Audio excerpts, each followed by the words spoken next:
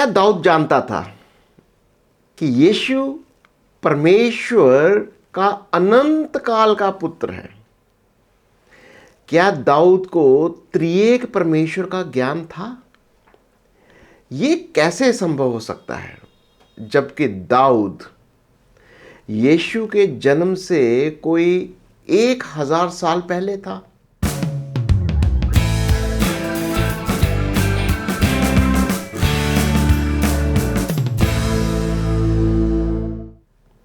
आइए देखते हैं। दाऊद ने एक मसीहा के बारे भजन लिखा था। मसीहा के बारे में भजन संहिता एक भविष्यवाणी या गीत था जो आने वाले मसीहा के बारे में था। भजन संहिता 2 में लिखा है, जाति जाति के लोग क्यों हुल्लड़ मचाते हैं, देश देश के लोग व्यर्थ बातें क्यों सोच रहे हैं। यहोवा के और उसके अभिषिक्त के विरुद्ध पृथ्वी के राजा मिलकर और हाकिम आपस में सम्मति करके कहते हैं कि आओ हम उनके बंधन तोड़ डालें और उनकी रस्सियां अपने ऊपर से उतार फेंकें। वह जो स्वर्ग में विराजमान है हंसेगा, प्रभु उनको ठट्ठों में उड़ाएगा। तब वह उनसे क्रोध से बातें करेगा और क्रोध में कहकर उन्हें घबरा देगा कि मैं तो अपने ठहराए हुए राजा को अपने पवित्र पर्वत सिय्योन की गद्दी पर बैठा चुका हूं।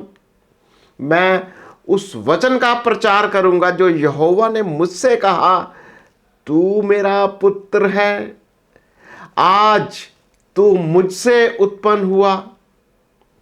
मुझसे मांग और मैं जाति जाति के लोगों को तेरी संपत्ति होने के लिए और दूर दूर के देशों को तेरी निज भूमि बनने के लिए दे दूंगा। तू उन्हें लोहे के डंडे से टुकड़े टुकड़े करेगा। तू कुम्हार के बर्तन की नाई उन्हें चकनाचूर कर डालेगा। इसलिए अब हे राजाओं, बुद्धिमान बनो। हे पृथ्वी के न्यायियों, ये उपदेश ग्रहण करो और डरते हुए यहोवा की उपासना करो और कांपते हुए मगन हो। पुत्र को चूमो, ऐसा ना हो कि वह क्रोध करे और तुम मार्ग में ही नाश हो जाओ, क्योंकि क्षण भर में उसका क्रोध भड़कने को है। धन्य है वह जिनका भरोसा उस पर है। आइए इसे एक आयत करके हम देखते हैं। पहली 2 आयत कहती हैं कि राष्ट्र क्यों षड्यंत्र रचते हैं, लोग व्यर्थ योजनाएं बनाते हैं, पृथ्वी के राजा और अधिकारी मिलकर अभिषेक किए हुए प्रभु के विरोध में क्यों खड़े होते हैं।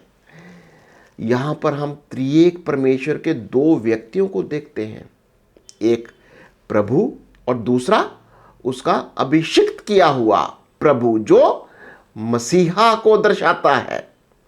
6ठी आयत में हम देखते हैं कि प्रभु कहता है, मैंने अपने अभिषिक्त को पवित्र पर्वत पर राजा ठहराया है।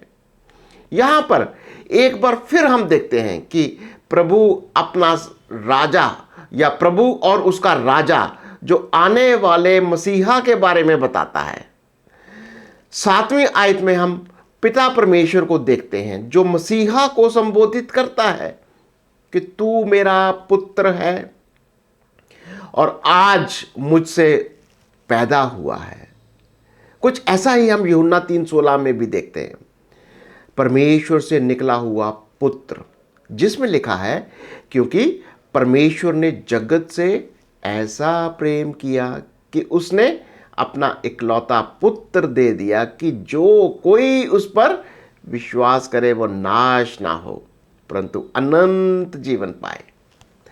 8वीं और 9वीं आयत में हम देखते हैं कि प्रभु अपने मसीहा से कहता है कि उससे मांगे तो मैं मसीहा को पृथ्वी की छोर तक राष्ट्रों को एक विरासत के रूप में देगा।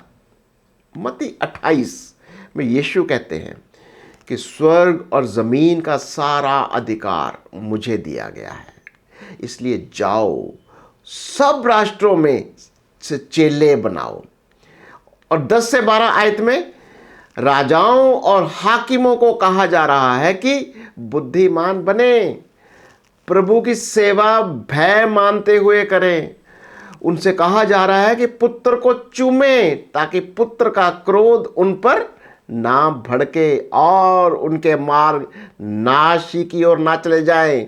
आखिर में भजन इस प्रकार समाप्त होता है, धन्य है वह सब जो उसमें शरण लेते हैं।